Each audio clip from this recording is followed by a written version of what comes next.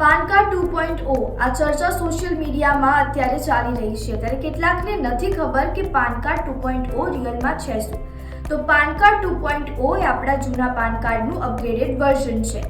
હવે તમે કહેશો કે અપગ્રેડ કરવાની શું જરૂર છે? તો ભારત એ ડિજિટલાઇઝેશન તરફ જઈ રહ્યું છે અને આ એક પાન કાર્ડ જ્યારે અપગ્રેડ થશે ત્યારે આ એક ડિજિટલાઇઝેશનનો અંગ બની રહેશે, કારણ કે એના અંદર એક QR કોડ આપવામાં આવશે।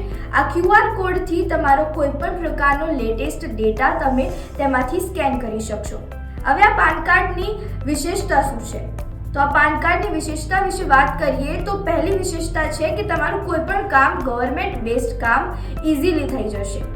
સેકન્ડ વસ્તુ છે કે ફંક્શનાલિટી એન્હાન્સ થશે અને ત્રીજું છે કે આ પૂરું ઇકો ફ્રેન્ડલી છે। ત્યારે તમારા મનમાં એવા પણ સવાલ હશે કે અમારા જૂના પાન કાર્ડનું શું? ત્યારે હવે તમે જૂનું પાન કાર્ડ નવા પાન કાર્ડમાં તમારે અપગ્રેડ કરાવવાનું રહેશે। ત્યારે ગવર્મેન્ટ ઓફ ઇન્ડિયા દ્વારા આ જે પાન કાર્ડ અપગ્રેડ કરાવવાનો કોઈ પણ ચાર્જ લેવામાં નહીં આવે અને ઉપરાંત તમે જે તમારું પાન કાર્ડ છે નવું અપગ્રેડ કરેલું પાન કાર્ડ એ તમે પોતાના ઘરે મંગાવી શકો છો।